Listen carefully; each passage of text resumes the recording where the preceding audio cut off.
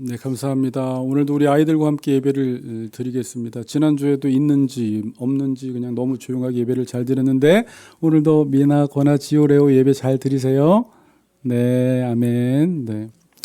네, 다음 주일 날에는 부활절로 우리가 지키도록 하겠습니다. 부활절입니다. 오늘 고난주간을 한 주간 잘 보내시고 다음 주 기쁜 마음으로 주님의 부활을 찬양하는 시간 갖겠습니다. 자, 오늘 본문은 로마서 12장 9절에서 21절을 통해서 또 우리 고난에 대해서 한번 생각해 보겠습니다. 로마서 12장 9절에서 21절입니다.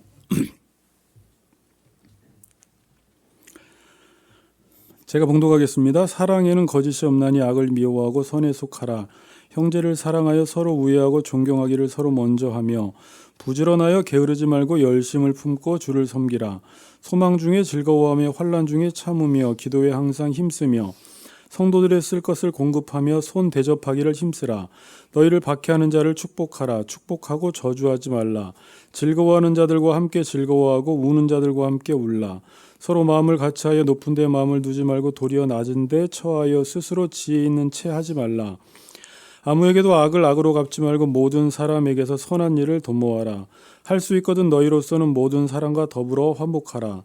내 사랑하는 자들아, 너희가 친히 원수를 갚지 말고 하나님의 진노하심에 맡기라. 기록되었으되 원수 갚는 것이 내게 있으니 내가 갚으리라고 주께서 말씀하시니라. 내 원수가 줄이거든 먹이고 목마르거든 마시게 하라. 그리함으로 내가 숯불을 그 머리에 쌓아 놓으리라. 악에게 지지 말고 선으로 악을 이기라. 아멘. 네, 우리 인사합시다. 악에게 지지 말고 선으로 악을 이깁시다. 네. 아멘.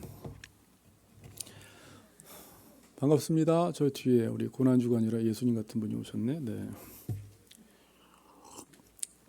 같이 인사합시다. 예수님은 당신을 끝까지 사랑하십니다. 네, 당신을 끝까지 사랑하십니다. 아멘. 자, 지난 시간에는 하나님이 각자에게 주신 은사대로 섬기면 교회가 건강하게 세워진다는 내용을 우리가 살펴보았죠. 여러분들에게 주신 은사대로 각자의 자리에서 믿음의 분량대로 섬기면 교회는 가장 건강하게 세워집니다. 자, 그럼 하나님이 여러분들 각자에게 고린도전서 표현으로 하면 하나님이 원하시는 대로 하나님의 주권적으로 은사를 주시면, 여기 있는 모든 사람들에게 다 은사를 주시면 교회는 좋을까요? 안 좋을까요? 모든 사람들에게 은사를 다 부어주셨어요. 그럼 교회가 좋을까요? 안 좋을까요? 제가 이렇게 질문을 하는 이유는 안 좋을 수도 있구나라는 전제를 가지고 또 질문을 했겠죠. 여러분, 실력 있는 사람들이 많이 모인 곳, 1등하는 사람들이 많이 모인 곳, 강남처럼 잘 사는 사람들이 많이 모인 곳은 좋아요? 안 좋아요? 그러면 좋을 수도 있고 안 좋을 수도 있어요. 여러분, 오케스트라에 그 단원들이 정말 유학파들과 실력 있는 사람들이 많으면 원래 좋은 거예요. 일단은 좋은데, 그들이 만일 자신의 실력을 뽐내면서 자랑하면서 다른 사람들을 깔보고 무시한다면 어때요? 실력 있는 사람들이 많아서 좋긴 좋았는데 그들이 오히려 다른 사람들을 무시하고 늘 자기 자랑만 한다면 그 사람들 때문에 공동체가 깨져서 오히려 실력 있는 사람들 때문에 그 공동체가 무너지니까 안 좋다라고 볼 수도 있죠. 그러니까 실력이 있는 것은 좋은데 그 실력을 어떻게 사용하느냐에 따라서 그 공동체가 좋을 수도 있고 안 좋을 수도 있다는 것입니다. 여러분, 주일날 저녁에 가면 저녁 프로 중에 그 1등들이라는 그 오디션 노래 프로가 하나가 있어요.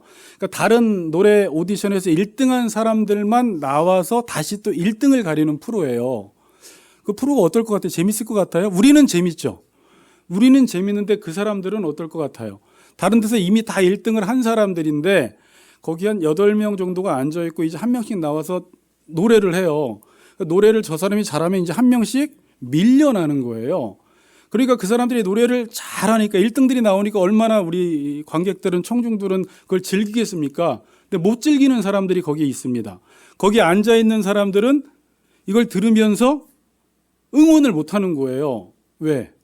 내가 언제 저 사람이 잘하면 내가 밀려날지 모르니까 너무 초조하고 불안한 마음으로 그 노래를 지켜보고 있습니다. 그래서 그 사람들의 얼굴을 비춰주는데 다른 사람이 나와서 노래를 너무 잘하면 우리가 박수 쳐주고 즐거워하는 자들과 함께 즐거워하고 우는 자들과 함께 울어야 되고 정말 노래를 잘하면 환호해줘야 되고 박수 쳐줘야 되는데 얼굴이 긴장 상태에 있단 말입니다. 왜 그런 거예요? 저 사람이 잘하면 내가 밀려나기 때문에 그래요. 저는 그걸 보면서 마치 이 세상이 그렇다라는 생각을 했어요.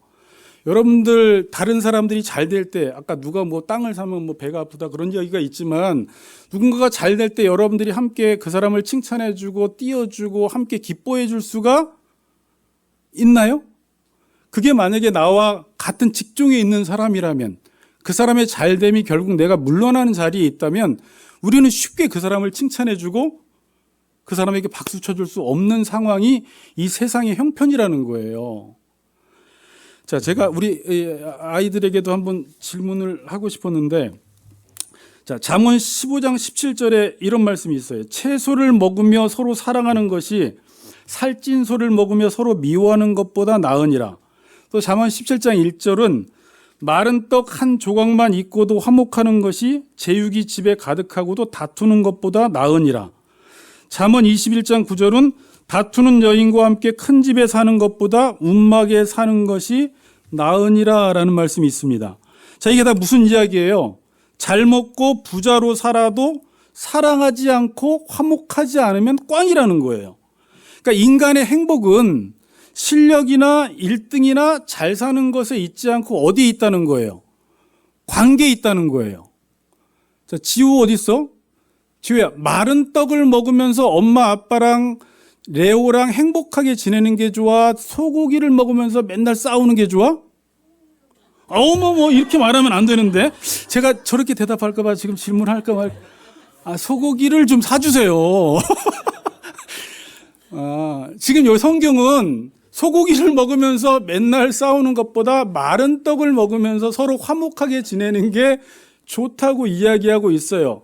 그러니까 제육을 먹는 것보다 소고기를 먹는 것보다 또 부부끼리 맨날 싸우는 것보다 오히려 움막에서 살면서 큰 집에서 살면서 싸우는 것보다 움막에서 살면서 서로 다투지 않는 게 훨씬 낫다라고 이야기하고 있습니다. 그러니까 인간의 행복은 어디 있느냐? 물론 우리가 소고기를 못 먹고 제육을 못 먹어서 너무 배고프면 안 되겠지만 어느 정도 먹었으면 인간의 삶은 화목, 사랑, 관계에 인간의 진정한 행복이 있음을 여기서 이야기를 하는 거예요. 근데 인간은 계속해서 지금 어디에 관심을 둬요? 실력, 1등, 잘 사는 것, 물론 그것을 취하면 좋은데 그걸 가지고 우리가 바른 관계를 맺지 못하고 그것 때문에 싸우고 그것 때문에 질투하고 그것 때문에 갈등을 일으키고 그것 때문에 남을 무시한다면 그럴 바엔 실력이 없는 게 낫고 소고기 안 먹는 게 낫고 제육볶음 안 먹는 게 낫다라고 지금 성경은 우리에게 이야기하고 있습니다. 자, 이걸 제가 왜 처음에 서론에서 이야기했냐면 교회에 이제 은사들이 막 개발되고 발휘가 되고 드러나기 시작합니다. 그리고 정말 교회에서는 일할 사람이 많이 필요한데 여러분들이 은사별로 교회에서 일을 하면 좋죠.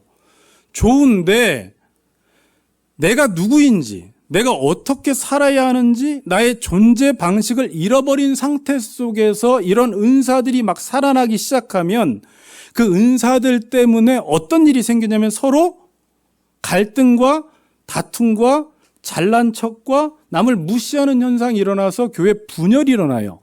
그런 교회가 어떤 교회였죠? 성경에? 고린도 교회가 그랬어요. 은사 때문에 분열이 일어났어요. 자, 그러니까 교회에 은사가 있으면 좋은 거예요. 그 은사를 가지고 서로를 섬기라고 하나님이 우리에게 은사를 주신 것인데 하나님이 여러분들에게 탁월한 은사를 주셨어. 어떤 사람은 방언, 어떤 사람은 통역, 어떤 사람은 다스리는, 어떤 사람은 가르치는 구제 은사를 주셨는데 누가 더 은사가 탁월하냐, 누가 더 강한 은사를 가지고 있느냐 때문에 서로 무시하고 자기의 은사를 자랑하면 어떻게 된다고요? 오히려 그것 때문에 교회 분열이 일어나고 사분 오열로 갈라지게 된다라는 것입니다. 자, 그러니까 은사가 발휘되고 개발이 되는 것까지는 좋은데 지금 자신이 어떻게 살아야 하는지 존재 방식을 잊어버리면, 내가 교회로 살아야 한다는 것을 잊어버리면, 내가 예수 그리스도를 머리로 하여 한 지체로 묶여져 있다는 것을 잊어버리면 하나님이 우리에게 주신 그 은사가 오히려 분열을 일으키는 요소가 된단 말이에요. 왜? 그 은사를 가지고 내 존재 방식을 이해한다면, 아, 우리는 한 지체구나. 그리고 이 은사는 서로가 서로를 의존하며 서로 협력하며 섬기라고 주신 것이구나라는 자신의 예수 믿고 변화된 존재 방식을 이해한다면 이 은사를 바르게 활용을 하는데, 하나님이 여러분들에게 잔뜩 은사를 주었는데 여러분들이 그 은사를 가지고 세상에서 사는 것처럼 자신을 뽐내고 자랑하고 드러내고 그것 때문에 남과 비교하고 우월감에 빠지고 남을 무시한다면 이 은사가 오히려 교회 안에 독이 된다라는 거예요. 뭘 잊어버리면? 내가 어떻게 지금 살아야 하는지, 나의 존재 방식을 잊어버린다면, 내가 교회로 살아야 한다는 것을 잊어버린다면, 옆에 있는 지체들이 나와 독립적인 지체가 아니라 나와 하나 된 지체임을 잊어버린다면 그 은사가 오히려 교회를 갈라놓고 갈등을 일으키고 분열시키는 요인이 된다는 것입니다. 자, 그럼 여러분들이, 자, 이제 계속 질문은 같은 질문. 여러분들이 예수 믿고 변화된 게 뭐예요? 많은 사람들이 예수 믿고 어떤 걸 기대를 해요? 보통 뭐 우리 집에만 비가 잘 안 내리고 우리 집에만 떡이 떨어지고, 예수 믿으면 공부를 못하다 갑자기 공부를 잘하고, 예수 믿으면 사업만 시작하면 하나님이 손님을 막 보내주고 장사가 잘 되고, 그냥 기도만 하면 모든 걸 하나님이 다 들어주고, 우린 그런 생각을 하는데 아니에요. 예수 믿기 이전이나 예수 믿은 이후에나 여러분들이 열심히 안 살면 똑같아요. 공부 안 하면 똑같이 공부 못하고, 사업 열심히 안 하면 사업 안 되고, 장사도 지혜를 발휘하지 않으면 장사 잘 안 돼요. 그럼 예수 믿고 변화된 게 뭐예요? 존재 방식이 변화된 거예요. 하나님과의 관계에서는 뭐가 바뀌었어요? 하나님이 아버지, 나는 그의 자녀. 그럼 예수님과의 관계에서는 뭐가 바뀌었어요? 교회론적으로. 이걸 자꾸 인식해야 돼요. 예수님이 머리예요.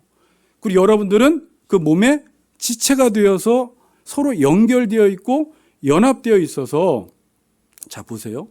예수님이 끊임없이 머리가 여러분들에게 지시를 내려요. 이건 뭐냐면 섬기는 거예요. 예수님이 계속 우리를 섬기세요. 그리고 예수님이 우리에게 원하시는 건 뭐예요? 너희들도 섬기라는 거예요. 자, 제가 이 설교를 하면서, 자, 예수 믿으니까 섬겨야지. 그래서 여러분들이 일주일 동안 내 마음대로 자기 위주로 살다가 주일날 한두 시간 우리는 섬기는 척은 할 수 있어요. 그렇죠? 그렇게 할 수는 있는데, 지금 예수님이 우리에게 섬기라는 것은 너희들의 그냥 일상이, 삶 자체가 섬기는 삶이어야 한다라는 것입니다. 내가 온 것은 섬김을 받으러 온 것이 아니라 너희를 섬기러 왔다라고 이야기하시고요. 요한복음 13장 4절에서는 내가 주와 선생이 되어서 너희 발을 씻겼으니, 너희를 섬겼으니 너희도 섬기고 발을 씻기는 것이 어떻다? 옳다라고 이야기를 해요. 당연하다라는 거예요. 자, 그러니까 이제 우리가 참 한국 교회 안에서, 이게 우리 한국 교회는 자꾸 이 계급화, 서열화 시켜요. 그래서 섬기는 것도 계급화, 서열화 되어 있으면 이 섬기는 것도 그냥 하는 척은 할 수 있지만 진정으로 섬기질 않아요.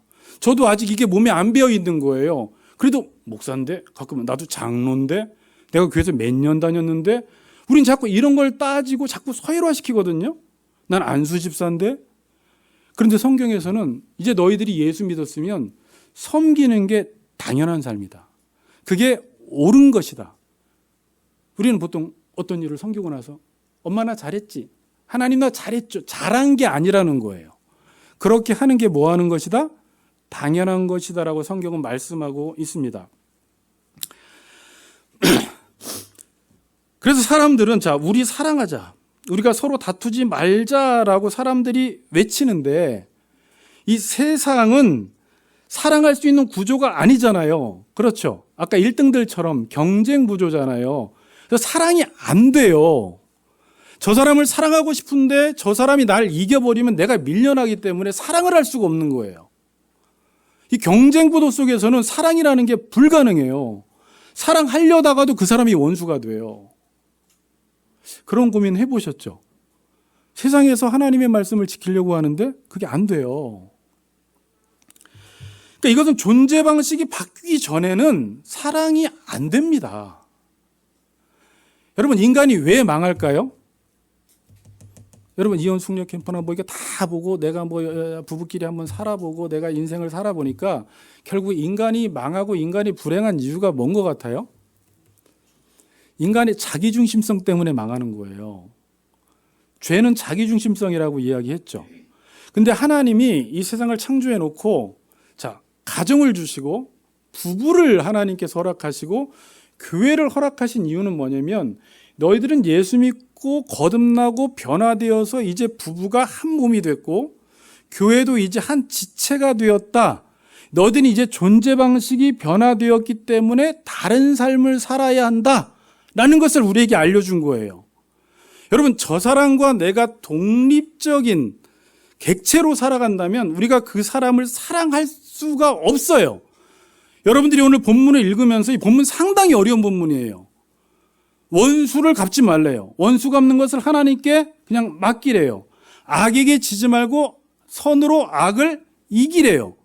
절대 원수 갚지 말고 악에게 지지 말라고 하는데 이걸 그냥 하나의 윤리로 받아들인다면 우리가 지체의식을 가지고 이 본문을 받아들이지 않고 그냥 저 사람과 나를 분리시켜 놓고 이 본문을 받아들이면 여러분이 아무리 애를 써도 이 구절을 우리가 실천한다라는 게 가능해요? 불가능해요?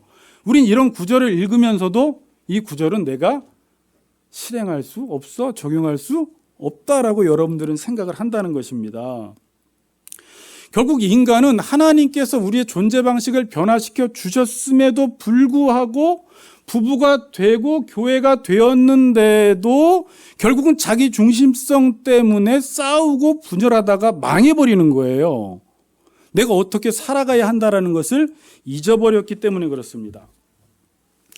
사람들은 싸우는데 다 이유가 있습니다. 자신이 싸울 때는 모두 양쪽의 사람들이 다 옳다고 이야기해요. 다 자기가 이야기하는 게 정의라고 이야기합니다. 한 사람은 내가 잘못했고 당신은 잘했어 그러면 싸울 일이 없는데 싸움은 왜 일어나요? 나도 옳고 너도 옳기 때문에 싸움이 일어나고 있어요. 지금 전쟁도 마찬가지예요.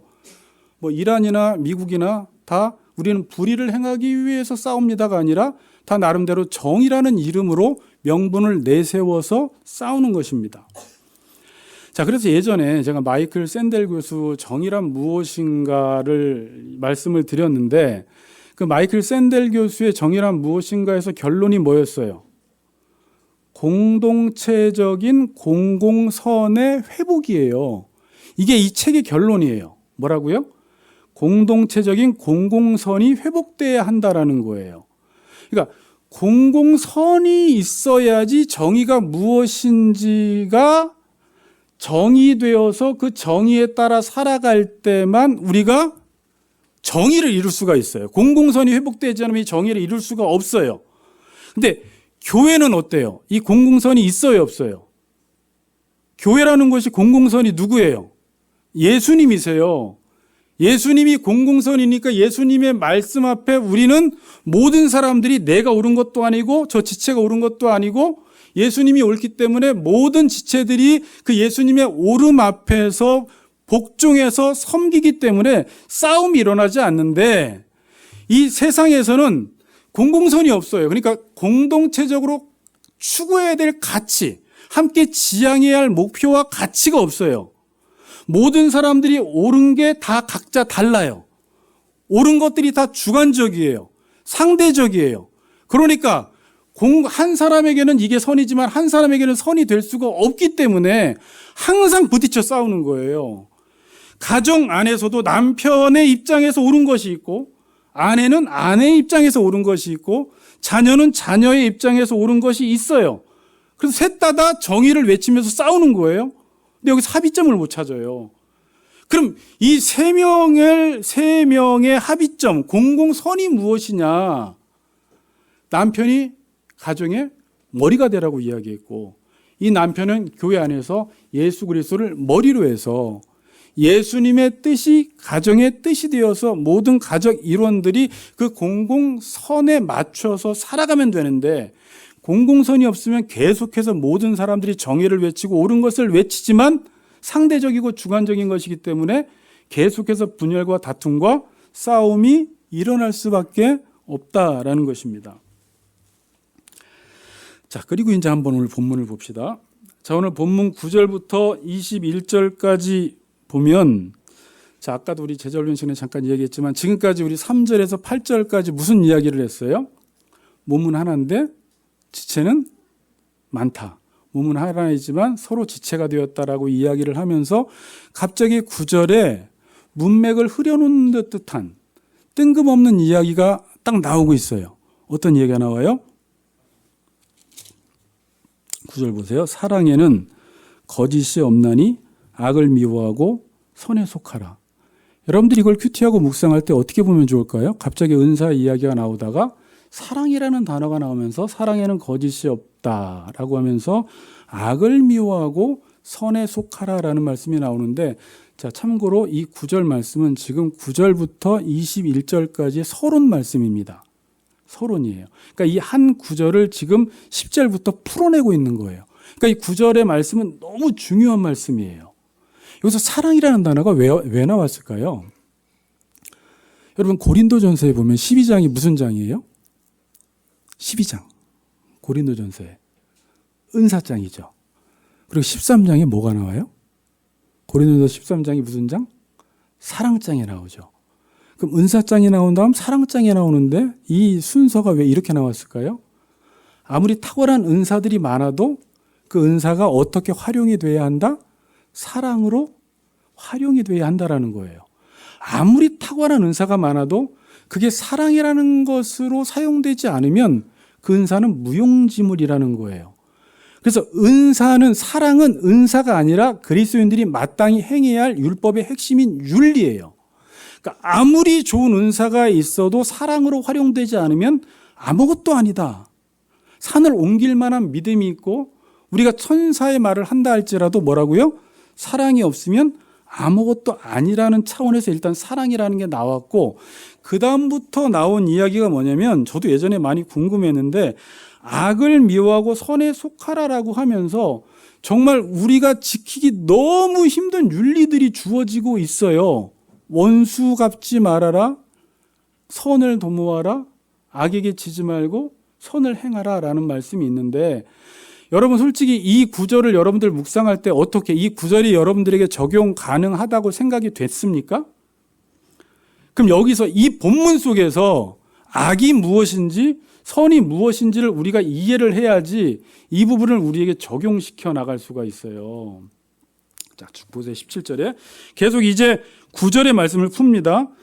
17절, 아무에게도 악을 악으로 갚지 말고 모든 사람 앞에서 선한 일을 도모하라. 19절, 원수를 갚지 말라. 20절, 원수가 줄이거든 먹이고 목마르거든 마시게 하라.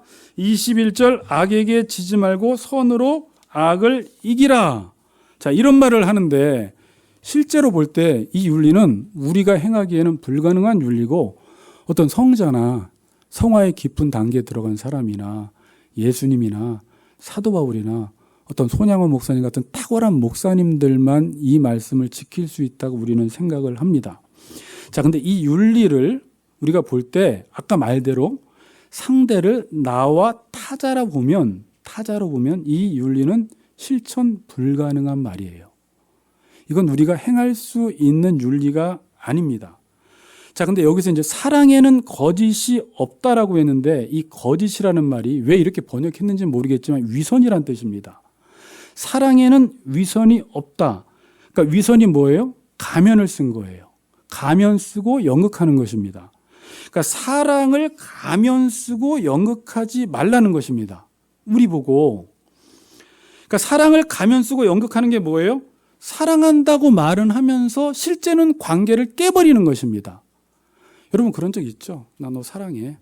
너 사랑해라고 하면서 속으로는 욕하는 적도 있고, 사랑해 하면서도 비웃는 적도 있고, 사랑해라고 하면서 그 사람을 무시하는 적도 있고, 사랑해라고 하면서 그 사람을 내가 어떤 목적을 위해서 이용하는 경우도 있어요. 이게 지금 뭐예요? 이게 사랑에는 거짓이 있는 거예요. 겉으로는 사랑한다고 하면서 가면 쓴 사랑을 하는 것입니다. 사랑한다고 하면서 결국 관계를 깬 거예요. 근데 지금 하나님은 이렇게 하지 말라고 우리에게 말씀하고 있어요. 은사 이야기를 하면서 이 내용을 우리에게 주시는 것입니다. 그러면 여기서 이제 악과 선이 뭘까요? 갑자기 악과 선이 나와요. 오늘 본문의 흐름 속에서 이렇게 말씀하고 있죠. 악을 미워하고 선에 속하라 그래요. 그럼 여기서 선은 뭘까요? 지금 여러분들이 로마서 12장 1절부터 쭉 우리가 살펴보았는데 선은 하나님의 뜻이에요. 그렇죠. 그럼 여기서 하나님의 뜻은 뭐였어요? 오늘 우리가 이 전 구절에서 몸은 하나인데 지체는 많다. 그래서 우리가 예수 그리스도와 한 몸이 되었다라는 것이죠. 이게 하나님의 뜻이에요. 하나님의 뜻을 분별하라는 게.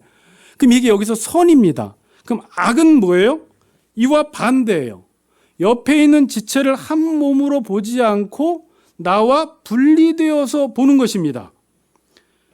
그럼 이렇게 본다라는 것은 지금 하나님이 우리에게 이루어 놓으신 구원을 부정하는 행위예요. 근데 이렇게 본다면 사랑한다라는 게 가능해요, 불가능해요? 불가능해요. 저 사람과 나를 분리해서 보면 사랑한다라는 게 불가능해서 겉으로는 내가 당신을 사랑합니다라고 하면서 결국은 위선자로 살아가게 된다라는 거예요. 근데 하나님은 사랑에 거짓이 없다? 사랑하면서 위선 떨지 말아라 이야기하면서 여기서 악을 미워하고 선에 속하라라고 말하고 있죠. 그럼 선에 속하라라는 말이 뭐예요? 내 존재 방식이 지금 나는 예수를 믿고 독립적인 존재로 살아가는 것이 아니라 이 지체들과 함께 연합되어 그리스도의 몸된 교회를 이루고 있구나라는 거에 속해서 지금 원수 갚지 말라고 이야기하고 악에게 지지 말고 선으로 악을 이기라는 말을 우리에게 하고 있는 거예요. 그래서 10절에 어떤 윤리가 나오냐면 형제를 사랑하며 서로 우애하고 존경하기를 서로 먼저 하고 15절 한 지체이기 때문에 즐거워하는 자들로 함께 즐거워하고 우는 자들로 함께 울라. 이런 연대감 속에서 우리가 공감하라는 거예요. 단순히 교회 지체니까 내가 그냥 지체니까 어쩔 수 없이 섬겨주는 게 아니라 저 지체와 내 지체가 한 연대를 이루었고 연합을 이루었기 때문에 함께 울고 함께 웃어라 라고 지금 말씀하고 있어요. 그리고 18절 할 수 있는 대로 모든 사람들과 더불어 화평하라고 이야기하면서 원수가 있을 때 네가 원수를 갚지 말고 네가 해야 할 일은 끝까지 그 지체를 사랑하는 일만 하면 원수 갚는 것은 하나님이 갚아주시겠다라고 말씀하고 있습니다. 어떻게 이 말씀을 믿겠어요? 하나님이 지금 우리에게 그렇게 부탁하고 계세요. 더 나아가서 하나님이 원수의 필요를 채워주라고 이야기합니다. 내 원수가 줄이거든 먹이고 목마르거든 마시우라. 그리함으로 내가 숯불을 그 머리에 쌓아 놓으리라. 자, 여러분 이제 결론을 지을게요. 오늘 성찬식을 해야 되니까. 교회에서 누군가를 미워할 수 있어요. 우리는 이걸 너무 쉽게 했어요. 때릴 수 있어요. 그리고 영원히 안 보고 원수 삼을 수 있어요. 자, 근데 주님은 이걸 어떻게 적용하라고 하냐면 우리의 몸으로 적용을 하래요. 여러분, 자기의 손이 자기의 배를 치는 사람이 있나요? 자해하는 사람이 가끔 있구나. 치는 사람 없어요. 내 발이 나를 때리지 않아요. 그럼 내가 너무 아파요. 그리고 손이 지금 아프다고 해서 얘가 아프니까 얘를 버려버리나요? 오히려 더 아프니까 돌보고 아껴요. 자, 이걸 교회론에 적용하라는 거예요. 지금 성경은. 너희들이 부부끼리도 마찬가지예요.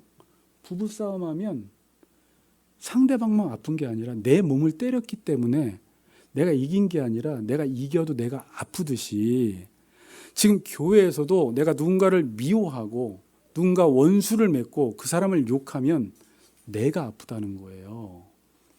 그래서 교회에 문제 있는 사람이 있을 때 저 사람 좀 나갔으면 좋겠다, 없었으면 좋겠다고 생각하는데 우리가 손이 아팠을 땐 그러지 않거든요. 오히려 더 아끼고 보호한다고 했죠. 문제 있는 사람이 있을수록 더 아끼고 보호하라는 거예요. 근데 이런 의식은 어디서 나와요? 아까 우리가 한 몸이 되었다라는 지체의식이 없이는 이건 불가능한 거예요. 지금 여기서 악과 선 이야기는, 원수를 사랑하라고 하는 이야기는 이웃과의 관계 속에서도 내 몸처럼 이웃을 사랑하라고 이야기하고 있고, 교회 안에서는 당연히 저 지체가 내 몸이기 때문에 원수 갚지 말라는 거예요. 그건 내 몸이라는 거예요. 그리고 네가 무슨 일이 있을 때 네가 할 일은 끝까지 화평하는 일만 하라는 거예요. 나머지 하나님께서 일처리 알아서 해주신다라고 우리에게 말씀하고 있습니다. 저는 예전에 사랑엔 거짓이 없다, 그러니까 사랑에 위선 떨지 말고 사랑하라는 이 말씀이 우리에게는 불가능하지만 우리가 한 지체 의식을 가지고 있다면 어때요? 힘들지만 가능할 것 같지 않아요? 이런 차원에서 오늘 이 말씀을 우리에게 주는 거예요. 자, 제가 그래서 오늘 고난주간과 이걸 연결시켜 봤어요. 주님이 우리를 위해서 당하신 고난이 뭐냐면 선으로 악을 이긴 사건이에요. 주님은, 여러분, 은사를 비유해서 여러분들이 생각해 보세요. 주님은 하나님이셨어요. 모든 능력이 있으셨어요. 혼자 있어도 자충족하시는 분이세요. 그런데 그 주님이 어떻게 했어요? 우리를 위해서 고난을 당하셨어요. 우리는 원수예요. 로마서 8장 5장 8절에 보면 우리는 주님과 원수가 되었는데 주님이 우리를 대하실 때 어떻게 대하셨어요? 그의 은사를 자신을 위해 사용하지 않고 우리를 위해서 온전히 사용하셨어요. 근데 여러분들이 마태복음 읽어보시면 알겠지만 그 당시 이스라엘 백성들은 어땠어요? 예수님이 예루살렘에 입성하실 때는 호산나 호산나 호산나 외쳤지만 예수님을 나중에 어떻게? 십자가에 못 박으라고 외친 사람들이 이스라엘 백성들이었어요. 제자들과 베드로 어땠어요? 죽기까지 주님 따라간다고 했어요. 근데 주님 십자가에 돌아가실 때 등 돌리고 다 떠나갔어요. 자, 그런데 주님이 이걸 선으로 악을 이기신 거예요. 우리를 위해서 굳이 돌아가실 필요가 없는데 주님은 어떻게 했어요? 우리 같은 배신당한 우리를 끝까지 사랑하시고, 배신한 우리를 끝까지 사랑하시고, 등 돌린 우리를 끝까지 사랑하시고, 우리를 위하여 십자가에 죽으신 게 선으로 악을 이긴 사건이에요. 자, 그러면 자꾸 우리가 고난을 너무 추상적으로 생각을 하기 때문에 오늘 고난 주간에 단순히 여러 가지 미디어 금식하고 여러 가지 금식하는 것도 중요해요. 그리고 머리로 고난을 생각하면서 우리가 묵상하면서 주님 많이 아프셨겠다라고 하면서 어떤 사람들은 여기에 못을 받기도 하고 자기의 몸에 못을 받기도 하면서 고난에 동참한다고 하는데, 진짜 고난에 동참한다라는 것을 교회론적으로 해석하면 어떻게 될까요? 그걸 골로새서 한번 읽어보세요. 마지막 이 구절 1장 24절 한번 보여주세요.